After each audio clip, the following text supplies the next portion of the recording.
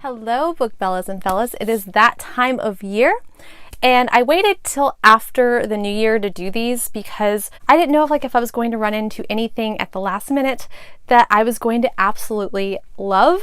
I'm really glad I waited till after the new year to do these because actually two of these books that I put on this favorite nonfiction of 2018 list actually came from December reads. So I'm really glad that I waited until now to do these. And so we're just going to go ahead and get into the books. And just so you know, none of these books are in any particular order. I don't like one more than the other. These are just books like that I kind of was going back through my list and figuring out what top 8 nonfiction books do I love. Well, these are the top 8 nonfiction books that I read in 2018 that I absolutely love and highly recommend. So one of the books that I really enjoyed is Frida, The Story of Her Life by Vanna Vinci. And not only is this book just gorgeous, but it is also a graphic novel about the Mexican artist named Frida Kahlo. I started out having a fascination with Frida Kahlo when I saw the movie Frida with Salma Hayek playing Frida Kahlo, and something about that really resonated with me. So I got really fascinated by her in general. I saw this book and I decided to go ahead and pick it up because I wanted to know more about her. And there are a lot of discrepancies between the movie and the book. At least that's how the book depicts it. But this is kind of an interesting story because this is all told from a conversation that Frida Kahlo was having with death. I guess there is a certain fictitious element that's in this, but overall, it does feel a lot like the story that I remember watching when I was watching the movie version of it. And I really loved how beautiful this was. It took me a day to read, but I really highly recommend this if you are interested in Frida Kahlo, in the artist. It was just such a great summation of her life and her accomplishments. One of the really awesome things that I really liked about this book as well is it felt like the art style, they picked the perfect artist because in a lot of ways, I feel like some of the art that's in this is really reminiscent of some of her original artwork, especially this right here. I felt like that was really reminiscent of some of her original artwork.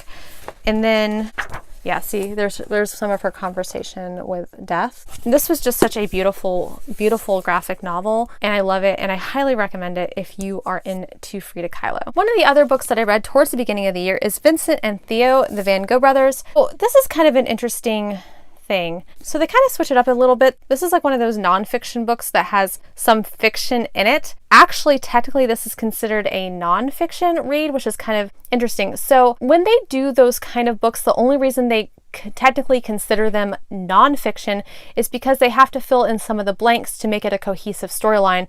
Otherwise, the vast majority of this book is based on letters that Theo and Vincent wrote to each other and people that they knew and members of their family, and they kind of put a story together based off of the interaction and the descriptions and the letters. So to me, that kind of seems like it's very non-fiction-esque, although it has fictitious elements in it because once again, they had to fill in the blanks. I didn't know anything about Vincent van Gogh or his brother Theo or any of his family before I read this book. And this was really an incredible read. I felt very much connected to Vincent and Theo, and I loved seeing how they interacted together. Theo was the very responsible one. He's the one who kept a job. He made good money. He was able to support himself away from the home.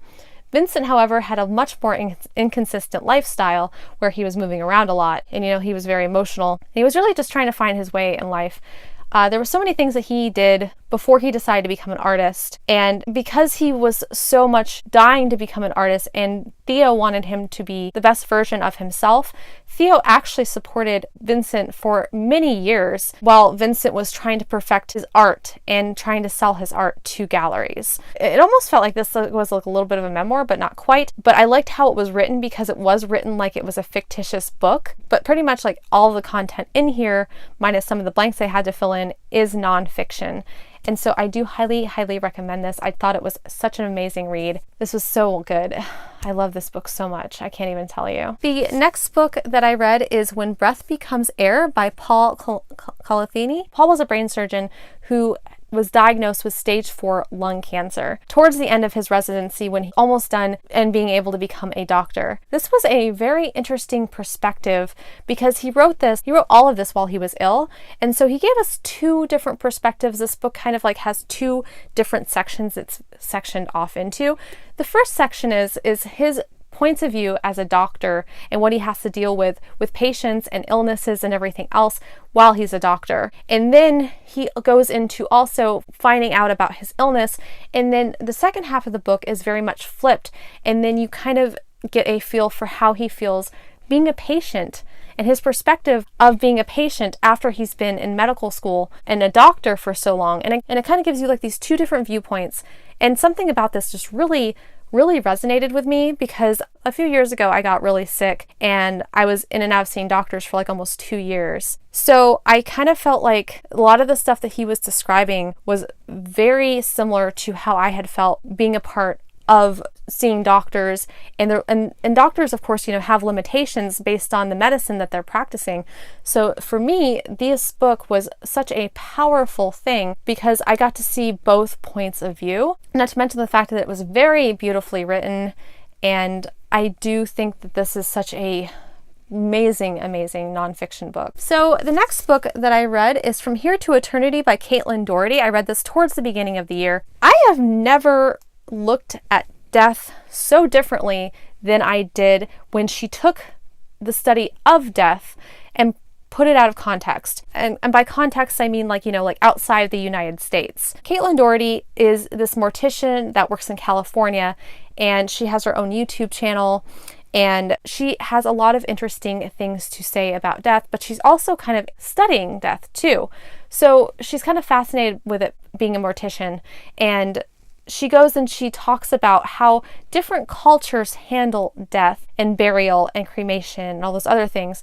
And honestly, like, it kind of makes you feel that we in the United States are not much a part of anything after our loved ones die. And I didn't realize how far replaced we are. Like, there's in some countries, they completely preserve their loved ones and they keep them in their house for months. Sometimes they preserve them and they bury them, and then like when they want to see them again, like sometimes like that there's holidays, like when they can dig up their family members and see them again. And so because one of the most prominent questions that Caitlin Doherty got from a lot of the people that she was interacting with was what these people look like months after they are put into a coffin, she decided to go into writing a book about how different cultures handle death differently. For some, it's very intimate. They are part of every process, every step of the way, and they don't feel the absence of that person like we do because they still have, some of these cultures still have the corpse living in their home. So I honestly this book kind of like just really opened my eyes to how we all handle death. I really enjoyed this. Like, it was just such an interesting nonfiction read. So, I mean, if you're interested like in any of that stuff, or, like want to like culturally understand, death better and our processes for handling death, like whether you're in the States or some other country, I think it really just kind of gives you like this whole new perspective on how we handle death versus how other countries and civilizations and cultures handle death. So another book that I really loved that I read this year, that I really devoured, was Educated by Tara Westover. So Tara Westover lived in the mountains of Idaho, and her family was this hardcore survivalist. Like, they were constantly preparing for the end of the world. And because they were constantly preparing for the end of the world, she never really got a good education. Her parents did not believe in educating her outside the house.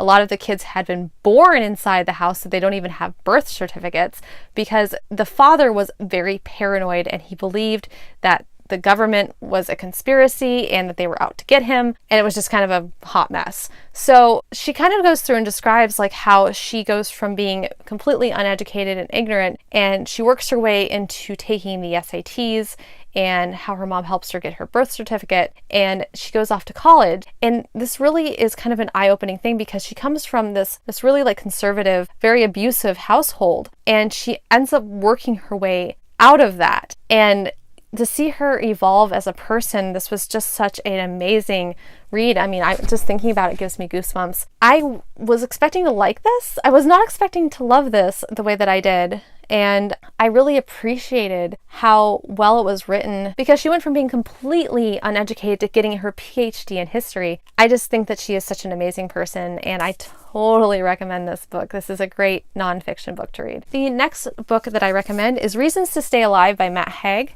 This is very shiny. This is all about Matt Haig and his experience with depression and anxiety. And it sounds really depressing, but it's not, because what he went through and all of the problem he had, various versions of agoraphobia, like where he was not able to leave the house. I felt like this book was very uplifting because he not only expressed himself as being like the really depressed, anxious person, but he also kind of, through his narratives and the things like that got him through, he kind of helps. It's almost like I feel like he's helping to talk you through it, you as the reader, through all of these bad times yourself. I really appreciated that about this book. I felt very empowered after I read this as somebody who deals with anxiety and depression. And I highly recommend it for anybody that deals with anxiety and depression, because it just felt like this was some really good advice and some things like that I can go back and look upon when I'm feeling like down, to let me know that just because I'm down doesn't mean that it's not worth it to be down. Like, I'm going to be much happier later. So I do think that this is just such a great nonfiction book. The next book that I read that I absolutely loved is Dear Ijeweli, or A Feminist Manifesto and 15 Suggestions by Chimamanda Ngozi Adichie. I loved this so much. It's basically like the author, Chimamanda, she has a friend who is pregnant with a baby girl, and her friend wanted Chimamanda to write a letter to her to give her pointers on how to raise her daughter, her unborn daughter, as a feminist. This was extremely empowering. It did a really good job summarizing everything about feminism, and I just felt so much more powerful as a woman after I read this. So I do think that this is such a great book for anybody like that feels like a little bit beaten down in general. And I like the fact that it references female misogyny, because that's something like that you don't really hear a lot about. It says that not every female is a feminist and not every man is a misogynist. And I love that. Like, I just absolutely love like that. And it was just very eye-opening, and it was just it's just great. I loved it. The last book that I'm going to talk about is The Amazing, Fantastic, Incredible Stan Lee, A Marvelous Memoir. If you guys have been with my channel for a while, this should not come as a surprise to you. I freaking love this book. This is all about Stan Lee's childhood and how he got into comics and how the comic industry evolved and how he came up with the ideas for a lot of his major characters. It also talked about how, he grew and how he met his wife. And it wasn't just a memoir about Stan Lee. It was a memoir about the history of comic books and what he was experiencing, with developing of comic books. I loved it. It was such a great graphic novel, and I absolutely love this so much. It was such a great read. So, and one of the things that I really loved about this too, because it was very fitting, was the fact that it's also kind of in comic book style, which, considering the fact that Stan Lee spent his entire life helping to develop and write comic books, this was such a fitting format for his memoir. Well, guys, thank you so much for joining me for my favorite nonfiction books of 2018. I hope you guys enjoyed this video. If you like this video, hit the like, hit subscribe, and hit the little bell icon if you want to receive emails every time I post. That way you will never miss a video. Also, you can go ahead and check me out on Twitter, Instagram, Amazon, and Goodreads, which I have those links down in the description below. And as always, guys, thank you so much for joining me, and I will see you again very soon.